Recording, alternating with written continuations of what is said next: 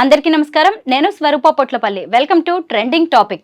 పరిచయం అక్కర్లేని కపుల్ దువ్వాడ శ్రీనివాస్, దివ్యల మాధురి.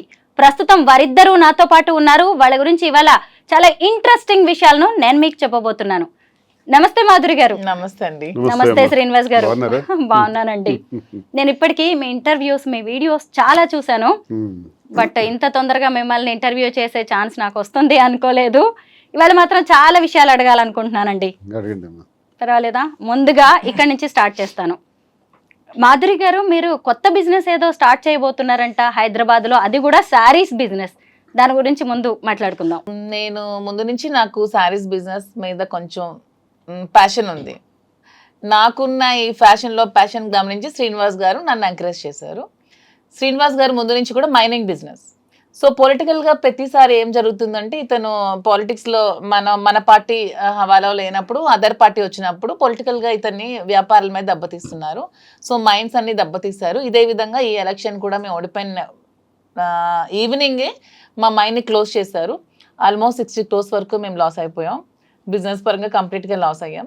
సో అలాంటప్పుడు శ్రీనివాస్ గారికి నాకున్న ఇంట్రెస్ట్ని గమనించారు. అతను కూడా నేను రిక్వెస్ట్ చేయడం జరిగింది, రాజా ఇలా నేను శారీ షాప్ పెడదాం అనుకుంటున్నాను, కొంచెం మీరు ఎంకరేజ్ చేయండి అని అడిగిన వెంటనే నాకు ఒప్పుకున్నారు. సో తప్పకుండా అపార్ట్ ఫ్రమ్ ద పాలిటిక్స్ ఒక 10% 20% నీ కోసం టైం స్పెండ్ చేసి నీకు సపోర్ట్ చేస్తాను, పెట్టు అని నన్ను ఎంకరేజ్ చేశారు. సో March 3rd హైదరాబాద్ మదీనాగూడలో ఫస్ట్ బ్రాంచ్ అయితే స్టార్ట్ చేస్తున్నాం, కాంచీపురం వక్లా సిల్క్స్ అని. సో ఇది కూడా ఏంటంటే, నాకు ముందు నుంచి శారీస్ అంటే ఇంట్రెస్ట్. ఈ ఫీల్డ్లో నేను ప్రతిసారి చాలా షాప్స్కి వెళ్ళి శారీస్ పర్చేస్ చేస్తూ ఉండేదాన్ని. అప్పుడు ఒకటి గమనించాను ఏంటంటే, వీవర్స్ ప్రైస్ కంటే కూడా రిటైల్స్లో ఎక్కువ ప్రైస్ పెట్టి అమ్ముతున్నారని. సో ఇది కాకుండా మనమే దగ్గరుండి వీవింగ్ చేయించుకొని వీవర్స్కి కూడా పని కల్పిస్తూ మనం ఆ వీవర్స్ ప్రైస్ నుంచి కొంచెం మనకున్న మార్జిన్ వేసుకుంటూ తక్కువ ప్రైస్లోనే పబ్లిక్ కూడా శారీ అందాలి, ప్రతి ఉమెన్కి కూడా తక్కువ ప్రైస్లో శారీ వెళ్ళాలి, అది కూడా ప్యూర్ క్వాలిటీ ఉండాలి. సో ఇప్పుడు మనకి చాలా వెరైటీస్ ఉంటాయి, టస్సెస్, ఆర్గాంజెస్, పట్టు, ఇలా చాలా ఉంటాయి. లెనిన్ అన్నీ కూడా డూప్లికేట్స్ వచ్చేస్తున్నాయి. అలా కాకుండా, ఎందుకంటే యాజ్ ఏ ఉమెన్గా మనం శారీ కట్టుకునేటప్పుడు ఆ ఫీల్ అనేది మనకు తెలుస్తుంది. ఎదుటి వాళ్ళకంటే కూడా వాళ్ళకి నచ్చినాయి నచ్చకపోయినాయి, ముందు మనకు నచ్చాలి, మనకు ఆ ఫీల్ కంఫర్ట్గా ఉండాలి. సో ప్యూరిటీ అనేది కంపల్సరీ ఉంటూ క్వాలిటీ కూడా తక్కువ రేట్కి ఇస్తూ శారీ షాప్ ఓపెన్ చేయాలనే ఉద్దేశంతోనే నేను శారీ స్టోర్ ఓపెన్ చేస్తున్నాను. దానికి శ్రీనివాస్ గారు నాకు సపోర్ట్ చేశారు. దాని పేరు కాంచీపురం వక్లా సిల్క్స్ అని మేము పెట్టుకున్నాం. అయితే మాలాంటి మిడిల్ క్లాస్ విమెన్ కూడా వచ్చి షాపింగ్ చేయొచ్చు అన్నమాట. ష్యూర్, మిడిల్ క్లాసే కాదు, బిలో మిడిల్ క్లాస్ కూడా వచ్చి చక్కగా మాధురి మేడం దగ్గరకు వచ్చాము, మేము వెళ్ళాము, మాకు తక్కువ ప్రైస్కి ఇంత మంచి క్వాలిటీ శారీ వచ్చిందని ఫీల్ అవుతూ కస్టమర్ ప్రతి ఒక్కరు కూడా వెళ్తారు. అండ్ మెయిన్, నేను నా శారీ షాప్కి బ్రాండ్ అంబాసిడర్ నేనే, నా షాప్కి నా బ్రాండ్ అంబాసిడర్ కస్టమర్స్ అనుకుంటున్నాను. ఎవరో హీరోయిన్స్కి, మోడల్స్కి పిలిచి డబ్బులు ఇచ్చి మోడల్ షూట్ చేసే బదులు నా కస్టమర్కే తక్కువ ప్రైస్ ఇస్తే వాళ్ళే నా బ్రాండ్ అంబాసిడర్స్గా ఉంటారు. వాళ్ళే 10 మందికి వెళ్ళి చెప్తారు మేడం దగ్గర తక్కువ కాస్ట్ శారీ ఉందని. So public are my brand ambassador, మా కస్టమర్సే నా బ్రాండ్ అంబాసిడర్. శ్రీనివాస్ గారు చూసారు అసలు ఆ కాన్ఫిడెన్స్ లెవెల్స్. శ్రీనివాస్ గారే నా కాన్ఫిడెన్స్. అసలు అతను నా పక్కన ఉంటే నేను చాలా కాన్ఫిడెంట్గా ఉంటాను. కాదు, చీరలు చూడడం కంటే కూడా ఆవిడని చూడడానికి వచ్చే వాళ్ళ కస్టమర్స్ సంఖ్య ఎక్కువగా ఉంటుందో ఏంటో. ఇప్పుడు మీరు మధ్యతరగతి అని అడిగారు కదా, మా కాన్సెప్ట్ కూడా ఏంటంటే సరసమైన ధర.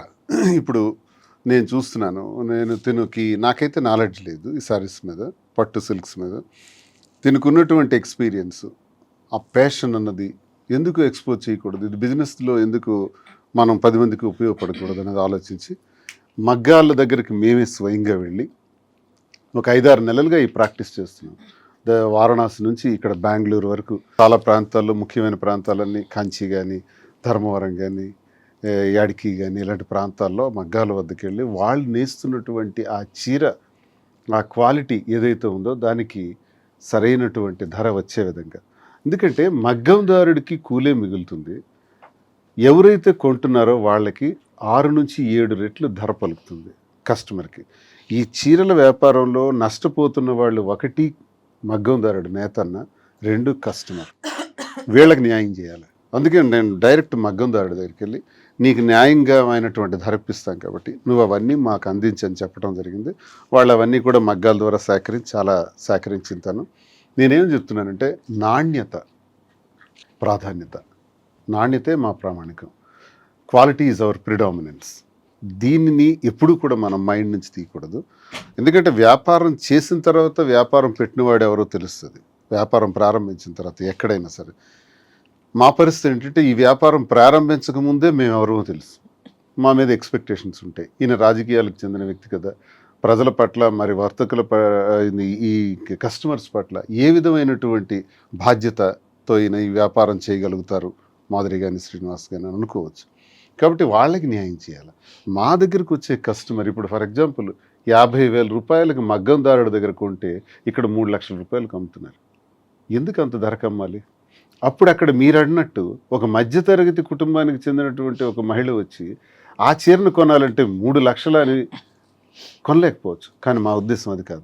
ఆ 50,000 రూపాయల చీరనే ప్రాఫిట్స్ అలాగే మెయింటెనెన్స్ అన్నీ కలుపుకొని ఒక సరసమైన ధర, ఒక రీజనబుల్ ప్రైస్కి అంత కాస్ట్లీ చీర కూడా అందించాలి. ఏదైతే అంత ఖరీదు పెట్టి జూబ్లీ హిల్స్లో కొంటున్నారో అదే చీరని అదే జూబ్లీ హిల్స్లో కానీ అదే మదీనాగూడలో కానీ హైదరాబాద్లో ఎక్కడైనా సరే ఒక రీజనబుల్ ప్రైస్కి అందించాలి. కస్టమర్ అనేవాడు మన దగ్గరికి వచ్చాడంటే సంతృప్తితో అతను బిల్ పేమెంట్ చేయాలి. కళ్ళల్లో బాధ ఉండకూడదు. అరే నేను ఈ ప్రైస్ ఇంత ఎక్కువ ఇచ్చానే అన్న ఫీలింగ్ ఉండకూడదు.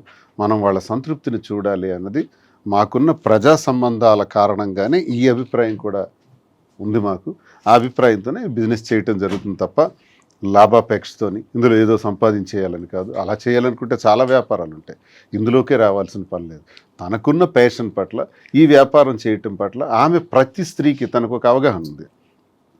పొట్టిగా ఉన్నారా, పొడవుగా ఉన్నారా, వీళ్ళు నలుపుగా ఉన్నారా, తెలుపుగా ఉన్నారా, ఎవరు ఎలా ఉన్నా నాతో చాలా మంచి మాటలు చెప్పింది. స్త్రీకి ఆభరణం చీర అని, ఆభరణాల కన్నా నిజమైన ఆభరణం చీర. ఆ చీర ఎలా ఉండాలి అన్నది సామాన్యులు, ఒక కవి కూడా చెప్పారు, సామాన్యుడైన కూలి పనికి వెళ్ళే స్త్రీ అయినా సరే ఎవరికైనా చీర ఇచ్చే అంత అందం ఏది ఇవ్వదు.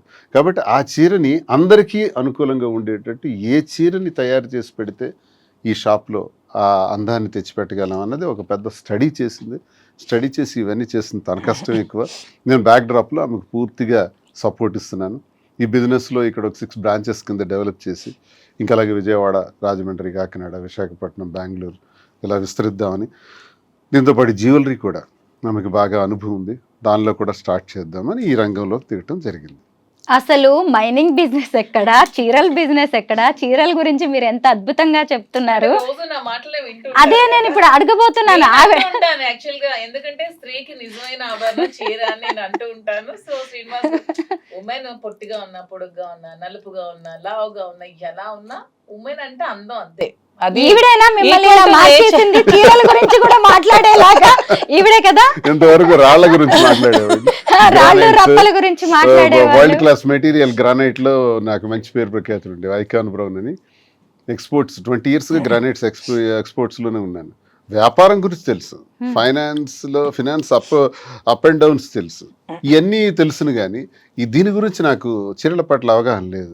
ఈ మధ్యకాలంలో ఈ 4-5 months నుంచి ఎక్కువగా నేను చూస్తున్నాను. మగ్గాల దగ్గరికి వెళ్ళటం, వాళ్ళు చూడటం, వాళ్ళు పడే కష్టం, ఇందులో నాణ్యత, ఇవన్నీ చూస్తూ నేను ఒక కంక్లూజన్కి వచ్చాను. మనం ఈ బిజినెస్ ఈ రకంగా చేయాలి, ఇది బ్రెయిన్లో పెట్టుకున్నాను.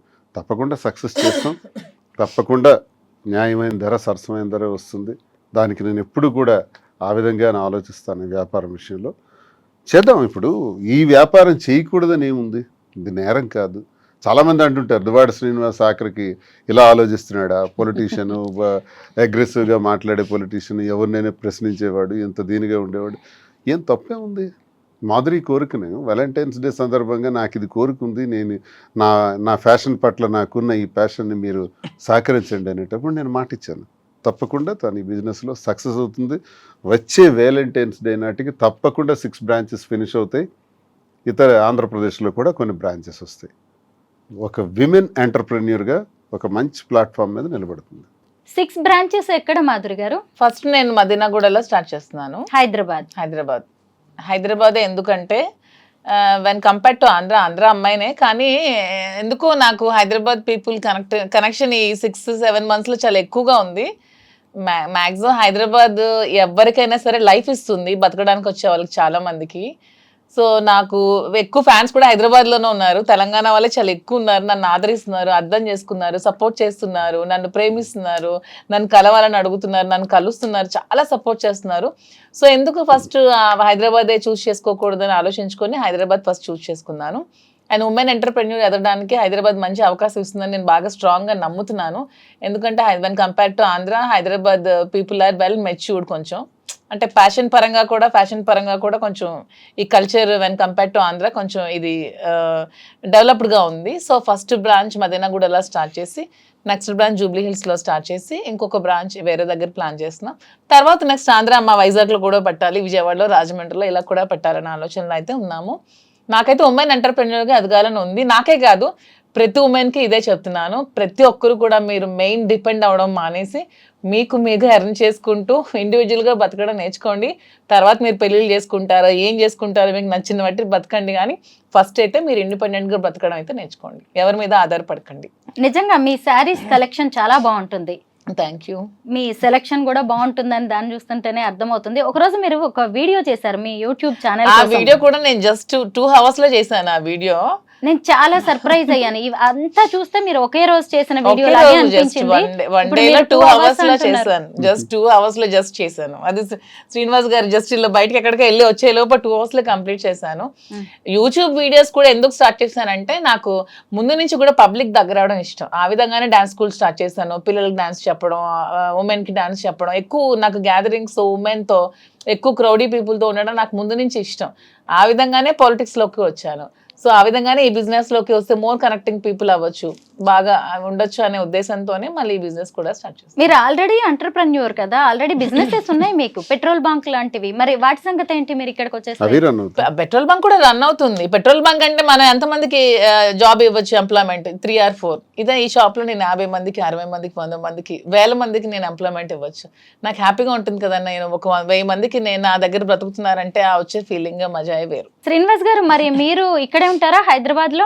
నేను టెక్కల్ కాన్స్టిట్యున్సీలో ఉంటాను. టెక్కల్ కాన్స్టిట్యున్సీలో మేము ప్లాన్ చేసుకున్నాం బిజినెస్ చేసేటప్పుడు.